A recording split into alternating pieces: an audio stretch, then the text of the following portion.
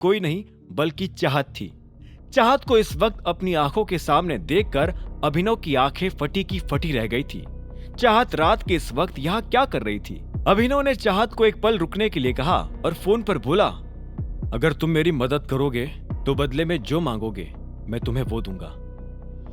आपके ऑफर के लिए शुक्रिया, लेकिन मुझे आपसे पैसे नहीं चाहिए।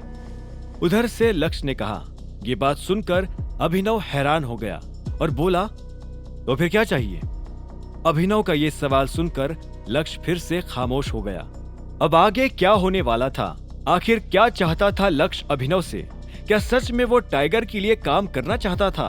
और रात के इस वक्त चाहत यहाँ क्या कर रही थी? इन सभी सवालों के जवाब जानने के लिए सुनते रहिए आगे। देवेन से झगड़ने के बाद अभिनव जब अपनी गाड़ी में बैठा तो उसे लक्ष्य का फोन आया। वो अरबाज को छोड़कर अभिनव के लिए काम करना चाहता था।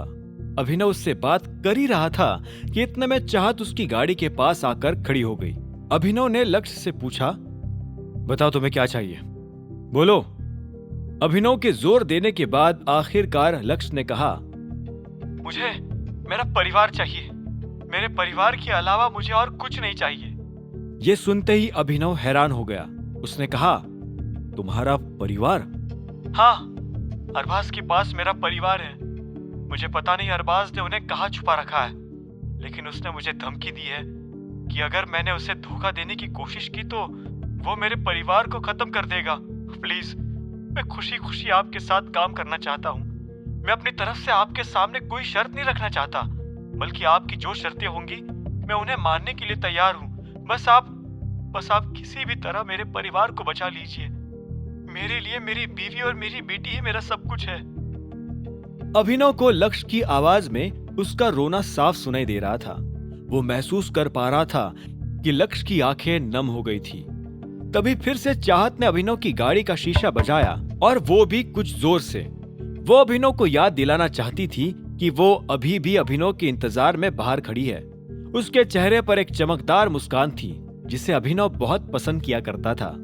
अभिनव ने जब चाहत को देखा तो उसने फोन पर लक्ष्य से कहा, मैं तुम्हें वापस कॉल करता हूँ, मेरे मैसेज का इंतजार करना, मैं जल्दी तुमसे बात करूंगा, तब हम सारी चीजों के बारे में आराम से बात करेंगे, ठीक है? ये कहते हुए अभिनव की नजर चाहत पर टिकी हुई थी। जैसा आप कहें सर, लक्ष्य ने कहा।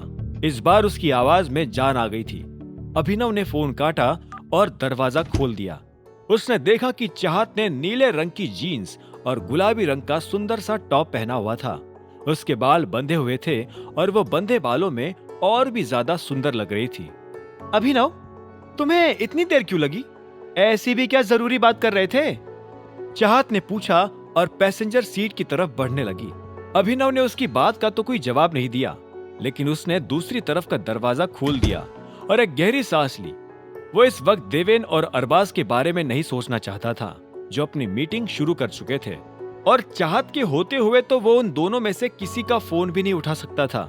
ऐसे में अभिनव ने नर्वस होते हुए अपने बाल ठीक किए और बोला, मैं कुछ काम में उलझा हुआ था, शायद मेरा ध्यान कहीं और था, पर तुम यहाँ क्या कर रही हो? अभिनव का ये सवाल सुनते ही चाहत के चेहरे पर मुस्कान आ गई और उसने कहा, मैं तो बस यहाँ मजे करने आई थी। इतना कहते ही चाहत ने अभिनव की शर्ट को देखा।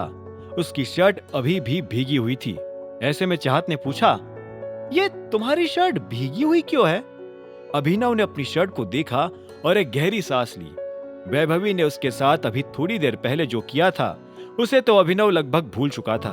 फिर भी उसने चाहत को सफाई देने के लिए कहा, ये गलती से हो गया, एक वेटर ने बाय मिस्टेक मेरी शर्ट पर वाइन गिरा दी। ये सुनते ही चाहत ने उसे ऊपर से नीचे तक देखा और बोली, चलो कोई बात नहीं, वैसे मैं तुमसे कुछ पूछना चाहती थी, इस सैटरडे को हम लोग पिकनिक पर चल सकते हैं?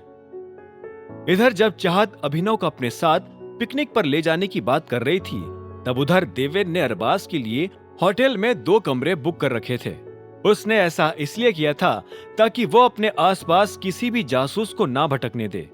अरबाज कमरे में दाखिल हुआ और देवेन का इंतजार करने लगा। आगे की कहानी जानने के लिए देखें अगला एपिसोड सिर्फ पॉकेट एफएम के यूट्यूब चैनल पर, और द रिटर्न ऑफ टाइगर के सारे एपिसोड्स को सुनने के लिए डिस्क्रिप्शन में दी लिंक से डाउनलोड करें पॉकेट एफएम ऐप।